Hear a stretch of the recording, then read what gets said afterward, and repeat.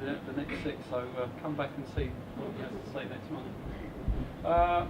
Good, so we're going to move on to the first speaker of the evening, who is Matt Hutchins. Matt Hutchins is from, or he's the director of Spare Rooms, sparerooms.co.uk, which is a leading flat share website. Matt's been with the company for 5 years and he's been interviewed by lots of famous people, Chris Evans, to name but a few, Channel 4 News. They've been quoted in, or he's been quoted in every major newspaper in the UK. Spare Rooms is in the top 750 busiest websites and it recently launched in New York. So please put your hands together for a massive, massive welcome to Matt Hutchins.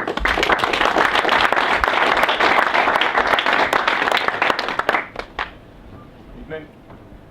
Evening. Well, nice being here. I've done a couple of these previously in London, and you have to have a little mic and all that. When I just talk to people. I'm going to talk about rooms and rents. Obviously, makes sense to you. The Rigsby's bit we'll come on to later. But it's a bit of just a quick chat about how the market is now, why people are renting by the room, where the demand's coming from, and why it's something you should be considering if you're a landlord.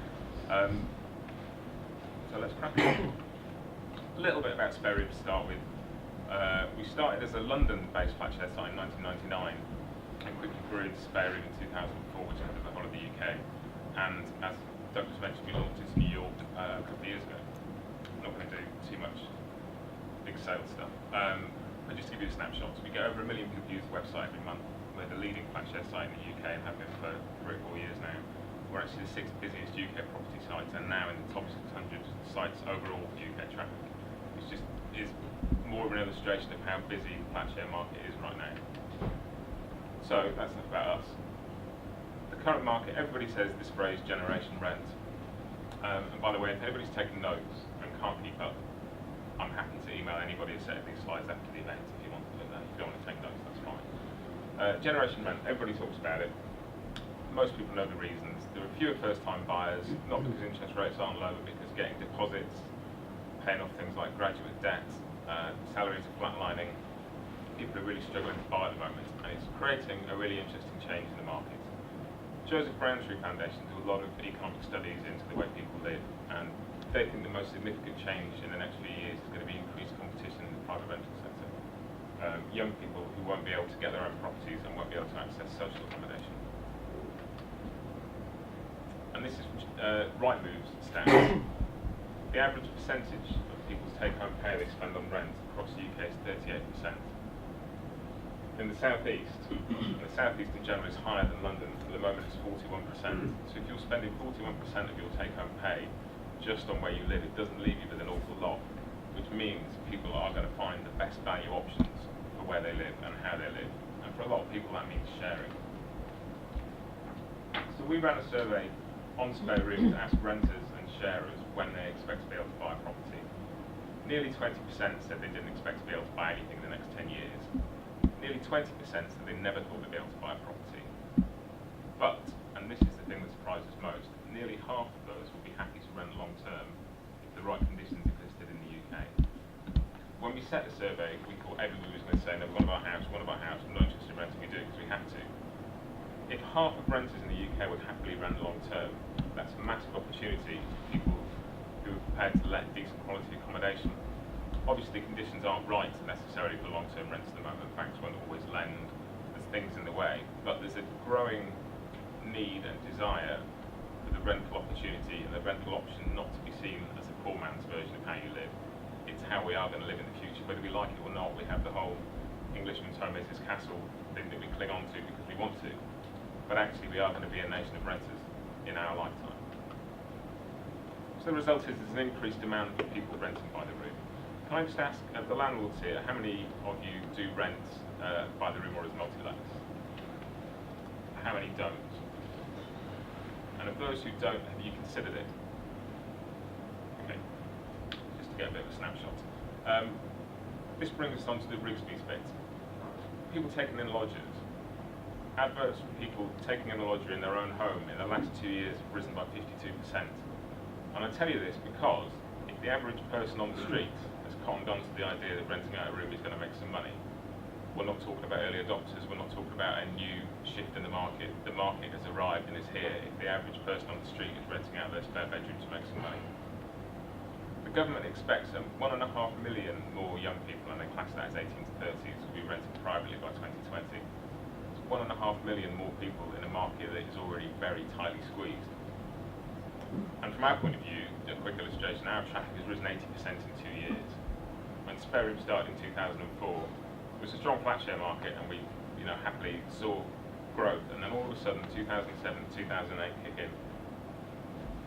The economic downturn lasts longer than people expected. People want more for their money, people have less money, people's salaries aren't going anywhere, and rents are going up. And we're seeing a huge return, not just to people renting, but people who previously owned properties and rented on their own going back to sharing properties. So there's a common perception that sharers are all graduates, they're new to living on their own, they're 20, 25, and that's true. But the average age now is early 30s, because young professionals are on a second job, third job, very decent salaries, disposable income, are choosing to share because it's the better value for money option. And we're seeing a real increase in the quality of shared accommodation as a result. And the fastest growing group on Spare Room are older sharers, which we class as anybody over 50 living in a flat share. It's the fastest growing demographic on the site. And the hot topic at the moment, and this is a whole new issue that we won't get into, but social tenants. There is a whole new demand from people who all of a sudden were getting enough money to rent a one-bedroom flat and are now getting enough money to rent a roof. But we can be here all night now. So graduates are struggling. Traditionally, people would graduate, they'd rent for a few years and they'd think, right, I'll buy a property. Now it's not really possible. People are graduating with such a huge amount of debt, not just from their original graduate loans, but now people are paying fees to go to university as well. It's not just a case of coming out, saving a deposit, it's a case of coming out, saving enough to pay off your debt, and then thinking about a deposit. Only 35% of young professionals can afford to save for a deposit, and 60% under 30 have already had to dip into their savings to pay their rent, their credit cards, the cost of living. So this leaves us with a market where sharing for most people now is a necessity. It is affordable, that's obvious. It's flexible, and at a time when people are really worried about work, to be able to be somewhere and not be tied down for an extended period of time is great. They can rent a room, they can move to a smaller room in the same property if they need to.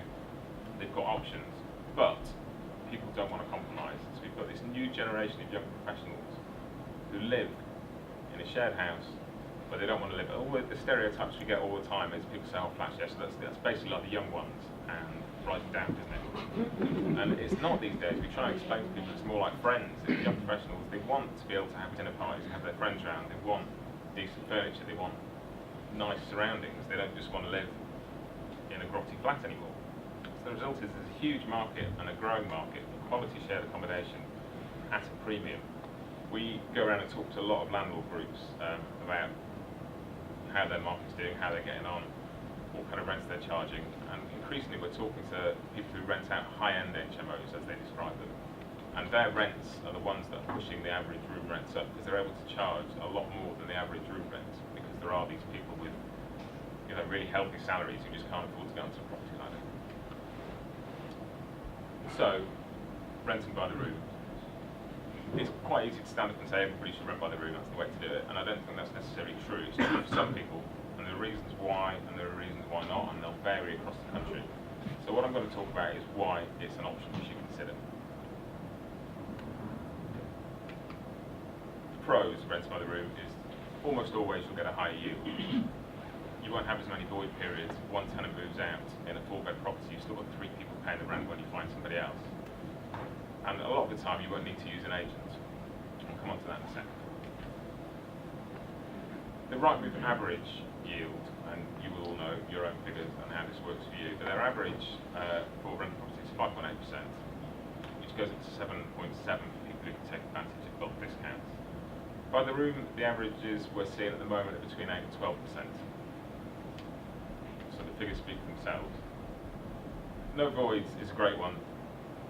If you have debt to service, which most people do, you've got money coming in all the time, unless all 4 of your tenants live at once, which is highly unlikely.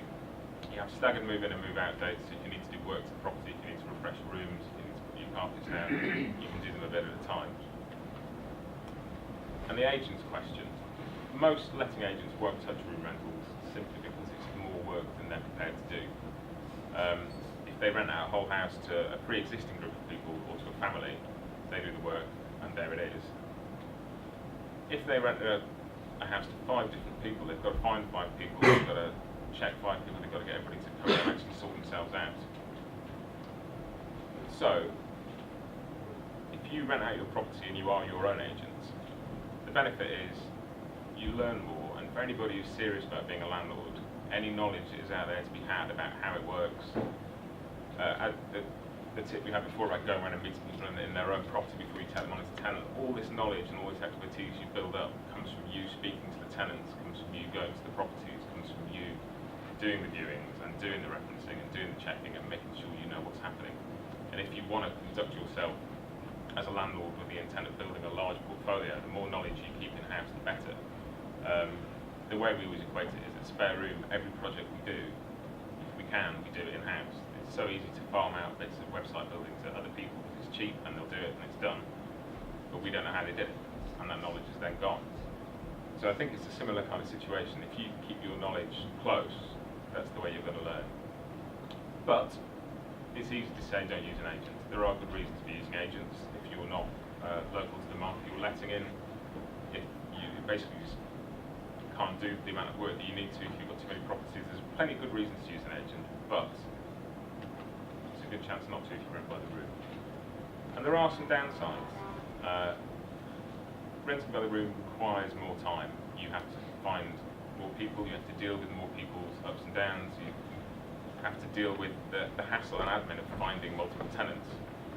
But the knowledge you gain, and more importantly, the higher yields, for most people compensate for that. And then the other big con, which is the other topic that we could be here all night on, is HMO regulations. For a lot of people, they look at renting out by the room and multi-lets. As soon as you start looking into HMO regulations, they panic because it's a very big area, and the hardest thing about it is finding the information. Each council will probably tell you something different.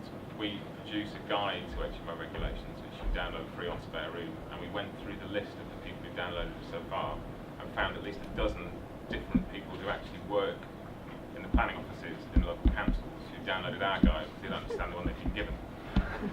It's actually slightly scary that we've become some kind of authority in this, but that's the scary thing about HMO. Nobody really knows exactly what all the rules are and will tell you in one place. But if you're prepared to put the work in, and particularly come to events like this and talk to people who've done it before, there's always a path through, there's a way of finding the knowledge you need, and the knowledge you need is usually not going to the council, it's from other landlords who've done it because they've learned the hard way. A quick case study for you. A guy called Gary, who's a long-standing user of Spare Room, runs something called Padshare in Manchester. He found when the market went belly up a few years ago, there were a huge amount of 2-bed new build flats had been built in Manchester that were supposed to be sold to young professionals who suddenly couldn't get mortgages and were suddenly not worth what they'd been projected to be. So he bought a load of them up and rents them out to 2 unrelated professionals. His yields went up by 16% doing that over how he'd let properties before. And his way of doing it is to treat it as a different kind of beast. So he includes all the bills, and he sells it as a young professional package. You know, the rooms have got flat screen TVs, they include satellite TV, cable TV, whatever people want. And he's found by doing that he attracts a better class of tenants who's got a bit more money to spend, and often he can get them to pay a little bit more for the extra things he's including as well. So there's ways of kind of adding bolt-ons to these packages.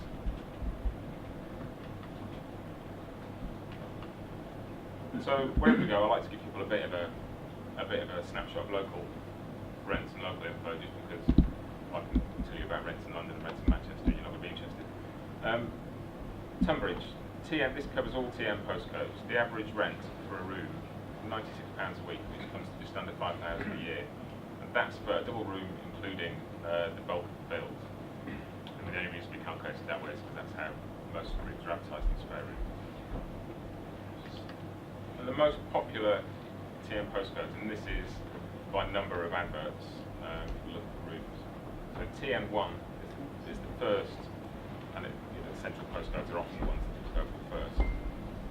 Then TN4, 13, 2 and 24, and I had a look across all the postcodes in the UK, which is about 2,500 give or take, and all of these postcodes were in the top 200 in terms of demand and tenants. We look at the top ones are always London, London, London, London. There's the odd Leeds, the old Manchester, more London. But to be in the top 200 is actually a really strong indicator that there's demand around here. So we talked about that. I'll tell you a bit about how the site works because that's what I need. It's free for most people to use. This is the thing that a lot of people don't get about Sevenoaks. About 80 to 85% of people use the site and never pay anything. You can place an ad, contact people, you can get a tenant, you can find a room completely free. We sell upgrades to let people get a bolder ad or to contact people a bit sooner, and they start from £9.99 for 7 days. We've got all sorts of flexible prices and options. You can pay monthly, you can pay for multiple listings. It's all. I'm not going to run through those with you. See what even bore me. But we've got some great things that are really useful for landlords. We do a rental index, which lists all the major towns and cities in the UK, which we're working on at the moment. We're actually going to expand it and break things down a little bit more. We can get a bit more granular on that. But it lists what the demand is like compared to the rest of the UK from tenants. It lists the average room rental in all these places, and it also breaks it down in some areas by individual postcodes. And the great thing is, I'm here, I'll give you my email address. If you want individual postcode rents, just send me an email and I'll send them on. We've got iPhone app, a mobile site and an Android app on the way, so you can manage everything on the go. And we've got a dedicated landlord account manager, whose name is Rebecca. Feel free to ask me questions, feel free to send me an email. I can talk to you. If you actually want to know specifically how the site works from a landlord's perspective, you get far more sense out of Rebecca because she does this day in, day out. I go out and smile and shake hands with people and then they ask me specific questions and I get really flustered really quickly. But she actually knows the answers, so you're welcome to talk to me, but you really should email Rebecca if you'd like to know how the site works, you'd like some information about your local area, just want to introduce yourself and say, hello, is it worth me using your site? Rebecca at spareroom.co.uk. You can give us a call on the main office number, which is on pretty much every page on the website. And we've set up a little promo code for you guys. If anybody's considering renting by the room, anybody has just started, PIN LDN 612 will let you have a free upgrade for up to 5. It says 5 ads. Now that's 5 properties, not 5 rooms. If you've got one property with 5 rooms, that's 1 ad. All you need to do is log in, register, log in, go to the My Account section, put that code in and let you try the upgraded, fully featured service for 7 days completely free. If anybody gets home and has forgotten it, email me, it's just matt@spareroom.co.uk and I'll send you the code. And finally, when we come to these things, I always feel very conscious that there's a load of chairs facing one way. Somebody stands up and goes blah blah, blah blah this, blah blah that, everybody takes notes. But actually, between all the people in this room, there's far more knowledge, and that's why I really like these events, because you can talk to somebody you talked to last week who will tell you something new. You can talk to somebody you've never met before who will know exactly what it is you need to do to solve the problem you've got, or however you rent, however you invest, whatever it is you do. Go to these events and talk to the people in the room, because the amount of knowledge is incredible. That's it. I'll happily send you any info you want, a copy of the slides. I'm around at the break. I'm going to shoot off after the break because I'm going on holiday tomorrow and haven't actually packed yet. But yeah, if you want anything, get in touch. It's not a kind of come, talk, deliver information. That's it. Give us a call, send us an email, ask us any questions, tell us why you disagree, anything you want, just get in touch. Thank you.